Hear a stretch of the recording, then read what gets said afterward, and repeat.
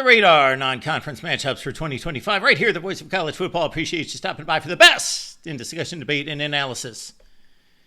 And he wants your comments, your questions, all of that down below. All right, we ran through the top 10 non-conference matchups for this fall.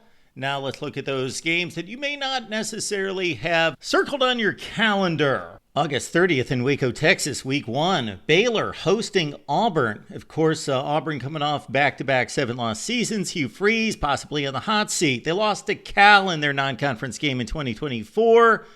Jackson Arnold, probably the starting quarterback, but he will have a challenge coming in from incoming freshman Deuce Knight and also Ashton Daniels, dual-threat quarterback from Stanford. Dave Aranda saved his job at 8-5, but he's never had back-to-back good seasons with the Bears. Sawyer Robertson back at quarterback for Baylor, 28 touchdowns, 8 picks. Eric Singleton, the big transfer portal addition for Auburn, 104 catches at Georgia Tech. Kobe Prentice, the big addition for Baylor on the offensive side of the ball, and Auburn players should be familiar with him after catching 60 balls and playing a couple times against the Auburn Tigers. August 30th, Auburn, Baylor. On that same day, we've got a couple of former Pac-12 foes facing off at the Rose Bowl when UCLA hosts Utah. Deshaun Foster engineered a turnaround from what was a 1-5 start to defeat some decent teams in the Big Ten. And UCLA quarterback Joey Aguilar comes in, transferring in from App State, 23 touchdowns and 14 picks. Cam Rising, is he finally gone? Utah was supposed to dominate in the Big 12, but they lost 7 consecutive games and finishing at 5-7. Utah to UCLA, week 1. Of course, one of the great things about the opening weekend of college football is it's not just focused on Saturday or possibly Thursday, Saturday, but we've got excellent games Thursday, Friday, Saturday, Sunday, Monday. And on Sunday, we've got the South Carolina-Virginia Tech game. Looking forward to this one. Lenoris Sellers begins his Heisman campaign in earnest. 25 touchdowns accounted for in 2024. And maybe South Carolina can make another bid for the college football playoff and get to a better start than they did in 23.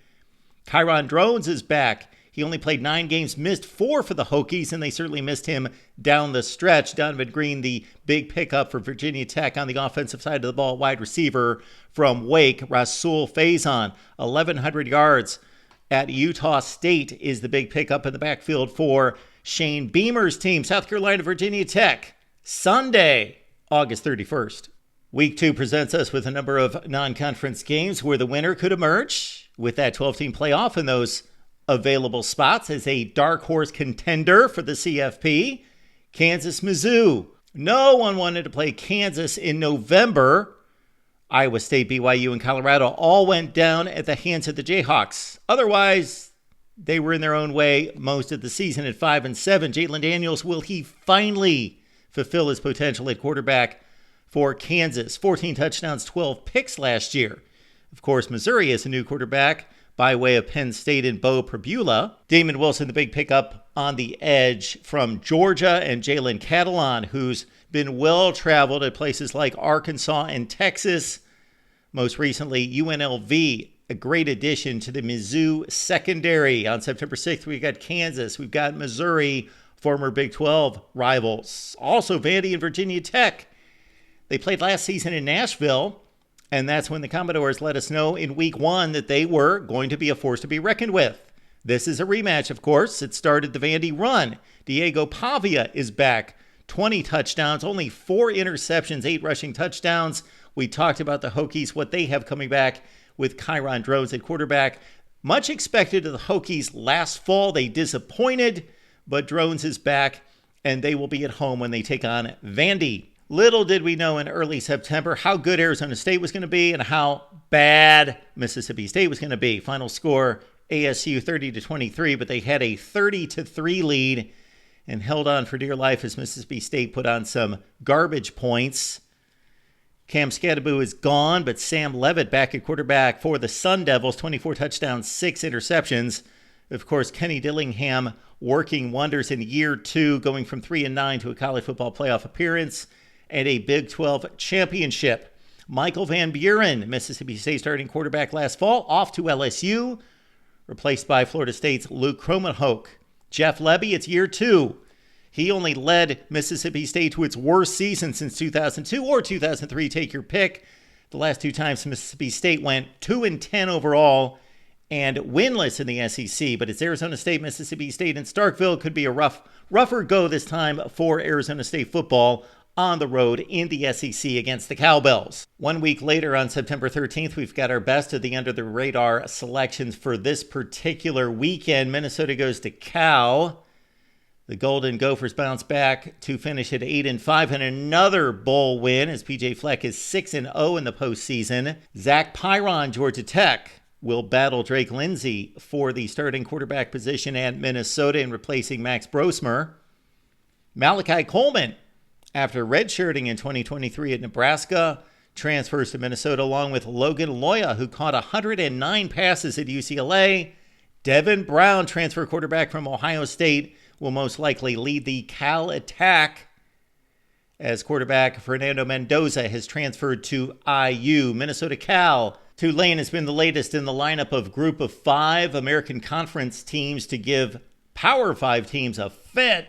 Of course, we've seen Houston, we've seen Cincinnati, UCF. Now we've got Tulane. They beat USC in the Cotton Bowl a few years ago. They beat Kansas State. Took Kansas State to a one-score game last year. Gave Ole Miss fits a couple years ago. Tulane also has dates against Northwestern and Duke. So it's Duke, Northwestern, and Ole Miss on the non-conference slate for the Green Wave. Darian Mensah is off to Duke, so Tulane's starting quarterback will most likely be TJ Finley, playing for his fifth school. 24 touchdowns in 2023 for Texas State. Austin Simmons, most likely the Ole Miss quarterback.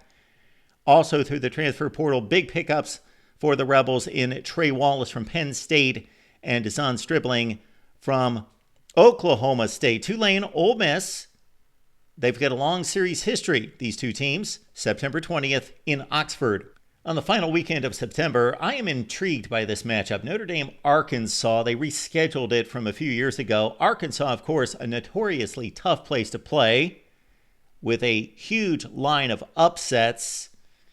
Just ask Tennessee, of course, from this past year. Taylon Greenback, 3,700 total yards, 23 touchdowns total for the Hogs. Notre Dame, of course, picks up a couple wide receivers in Malachi Fields from Virginia and Will Pauling from Wisconsin to help out what is most likely going to be a quarterback position won by Steve Angeli.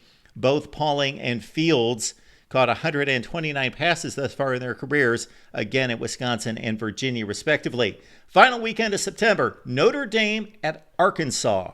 Again, those are the under-the-radar selections for us here at the Voice of College Football for 2025. If you want the big top 10 selections for big Titanic non-conference games, check out that video. If you've got some more under-the-radar selections for me, please leave those down in the comment section below. He would be pleased. Appreciate you being here at the Voice of College Football. Best discussion, debate, and analysis right here.